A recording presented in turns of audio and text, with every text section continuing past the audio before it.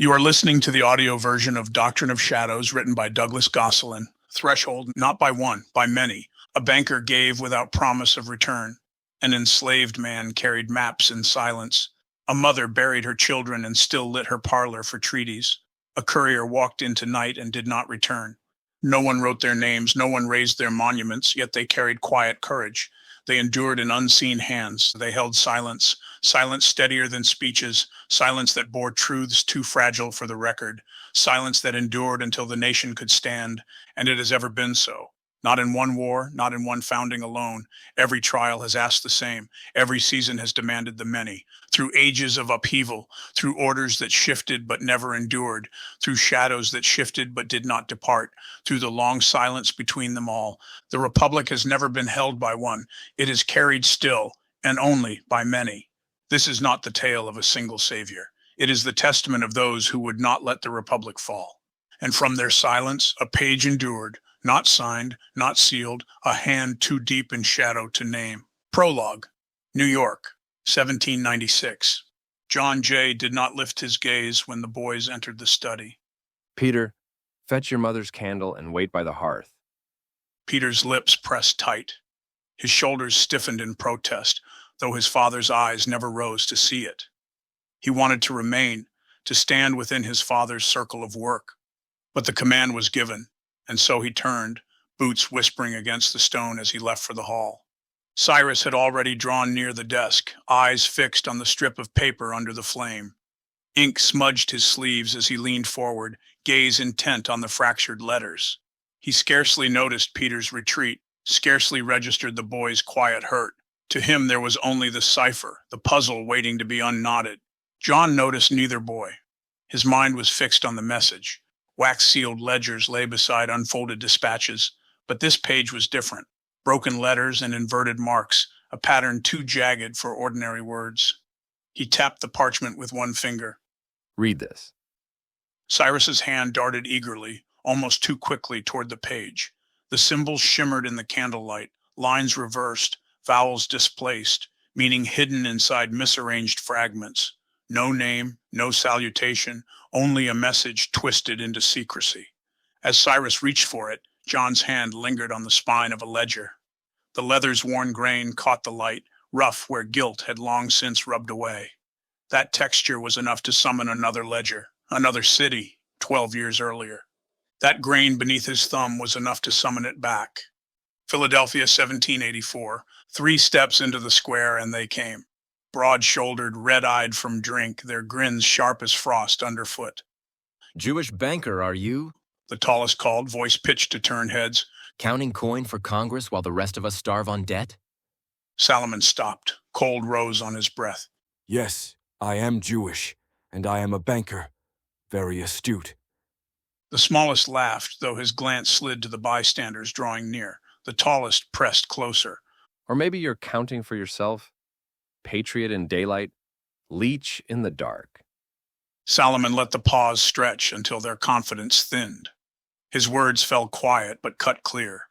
I lent to Congress, to your officers, to the cause you cheered in taverns while others froze for it. His eyes fixed on the smallest. And to 2 men who, as I recall, spent the war abroad. Safe years, I imagine. Their smirks faltered. When you drank your welcome home toasts, gentlemen, my coin had already bought your safety, your bread, your peace. From a shadowed gap between warehouses, Smith watched. Still as stone, his coat merged with the wall. The tallest man glanced over his shoulder without knowing why. A tradesman shifted a crate and called, "Careful, lads. That's the man who kept your army from starving. If wit were bread, you'd still be hungry." Laughter broke the tension. One spat, and they turned away. Salomon's gaze swept the street, lingering a fraction too long on the shadow where Smith stood. Then he moved on. Under an archway, John Jay had been watching. As Smith stepped out, John fell in beside him. I thought you were here to keep our banker from harm, not watch him stand alone. Smith's eyes stayed on Salomon's back. He does not need my protection. Not today. Cyrus tapped John's shoulder. 3 quick pats. New York, 1796. YQRIH. Shifted 4, Cyrus murmured. The pats on his shoulder still echoed as the candlelight drew John back from the frost-lined streets of Philadelphia.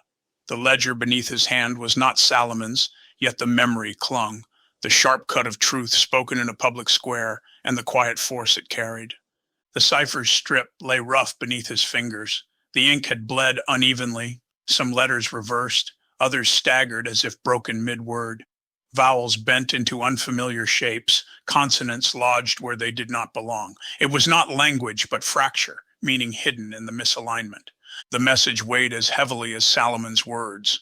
Some truths, once spoken, altered the Republic. Others, bound into crooked lines of code, could do the same without ever being heard. Chapter 1, 1776. Rust and Consequence. Haim Salomon measured danger by heartbeats, not iron bars. Each breath still carried Rachel's cry when soldiers dragged him from their Maiden Lane rooms, her arms locked around their infant, her body set between bayonets and child like a shield too fragile for British steel. Yet her eyes had burned with defiance, daring the soldiers to strike her first. In the sugar house, where rust and straw soured the air and sweat rotted into the stone, Salomon feared less for his own neck than for the silence that would erase his family's name if he did not walk free. Broker for rebel paper. A guard muttered. Dutch coin, French silver. These people would print salvation for the devil himself. Condensation bled down the walls. Prisoners coughed into fraying sleeves. Rats gnawed the last of the bread. A Hessian corporal studied Salomon's accent, then shrugged. He will do. Translator. The work spared him from the rope, not from degradation. He endured by becoming essential, translating orders, altering manifests, tucking ciphers into the sleeves of the dying. 2 winters passed. A paid jailer turned a key before dawn, and a door opened toward Philadelphia, where Rachel waited. She had no gold and no papers, but she had kept their household alive through barter and will. She had guarded their child and their name with the same ferocity she had shown when bayonets gleamed in their doorway. Freedom had its price. Salomon's coin and silence moved through the same hidden channels as John Jay's Committee for Detecting and Defeating Conspiracies. Each transaction another quiet strike against the chaos written between the lines and matched by the unseen sacrifices Rachel carried alone. Freedom had its price. Salomon's coin and silence travelled the same channels as John Jay's Committee for Detecting and Defeating Conspiracies, each transaction a discreet act against disorder, while Rachel sustained their household through barter and persistence. Westchester's neutral ground.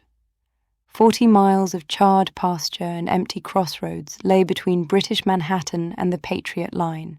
At first light, loyalist cowboys rode north, militia on paper, raiders in truth, pushing stolen cattle, igniting barns. Skinners, patriots only in name, swept south, stripping homes and killing for coin. Allegiance meant nothing. Survival hinged on the way you ran when muskets lifted. The committee answered the lawlessness with quiet arrests. Couriers disappeared. Farmhouses stood empty. Order returned through absence. Justice was a privilege. Endurance, the only oath. Cowboys and Skinners. Smith lay flat in fresh powder, watching fire breathe through the shell of a cabin. 12 Skinners prowled the wreckage, continental blue patched with fur, burlap, and blood. One gnawed meat from sinew, another dragged a rusted musket like a rake, a third relieved himself against a beam. He had seen worse, though not often. He moved beneath history, steady as erosion. Jay knew his true name. Few others did. While officers filed reports, Smith crossed barns and churchyards, noted what mattered, then vanished. Observations were read by candle, folded, burned. Some bore wax seals, others a small red symbol passed like contraband faith. Hoofbeats cracked the night. 6 loyalist cowboys crested the far ridge, carbines low, scavengers in uniform, marauders by habit. Smith watched. One dismounted, hands lifted in a gesture that offered a lie. A Skinner laughed. You lost? A single shot answered. The Skinner dropped. Muskets flared, accents tangled, horses screamed. Flames took no side. Smith counted volleys, measured powder discipline, mapped the cowboys' spacing like a surveyor plotting graves. When the roof gave way, he slid into the timber line, firelight clinging to his coat the way guilt clings to confession. A boy's voice rose behind him. "That's him! The one I saw!" Lanterns swung, iron prodded his ribs. Take him! He did not resist. He had walked free in London under worse accusations, but the iron in his side and the lantern light on snow carried another weight, the same weight that had shadowed him through rain-slick streets before he was called Smith, when he was still Jean-Paul Martineau. France, 1750. Jean-Paul Martineau was 12 when he first learned that silence could be armor. The narrow alleys of Rouen carried the smell of tallow and fish brine, and the clatter of hooves echoed against damp stone. Merchants haggled over scales, priests crossed with eyes averted, and boys slipped between them all with messages never meant to be spoken aloud. It was there, before he bore another name, that Jean-Paul first walked the edges of secrets. London, 1750. The weight of a name. Jean-Paul pressed through the crush on Tyburn Road, small enough to slip between elbows and coats, but not small enough to escape the stench of sweat, ale, and dung. Lanterns swayed above the crowd, their light running slick across the cobbles. His gaze fixed on the timber beams stretched over the waiting cart. On that cart stood his father. René Martineau's wrists were bound, the noose already drawn close at his throat. He held himself upright, but Jean-Paul saw the rope bite into the skin beneath his ear. The crowd rippled with jeers, then hushed as René raised his head, his voice carried, steady and unbroken. "Beware the man who smiles while he destroys you. He hides the devil in his teeth." Jean-Paul's chest clenched at the words. In the front row stood Lord Henry Barrow, black coat buttoned, wig powdered white. His lips curved in satisfaction, not grief. He did not see René as a man about to die, but as a scapegoat already ruined, condemned for theft and conspiracy against the king, charges Barrow himself had forged to mask his own crimes. The executioner flicked the reins, the horse stamped, iron shoes striking wet stone, a whip cracked, the cart jolted forward, the rope drew tight, René's body dropped and swung, timber groaning, hemp creaking in the mist. The square erupted. Some shouted prayers, others laughed, vendors cried their wares above the noise. Jean-Paul's cry caught in his throat, strangled before it reached the air. His knees weakened, but he kept his eyes fixed, unable to look away. His father hung above the jeering crowd, a man broken not by guilt but by lies. Jean-Paul pressed the sealed writ hard against his chest, the paper softening in the damp. He did not yet understand the full pattern of ledgers and signatures that had condemned his father, only that Barrow had taken everything.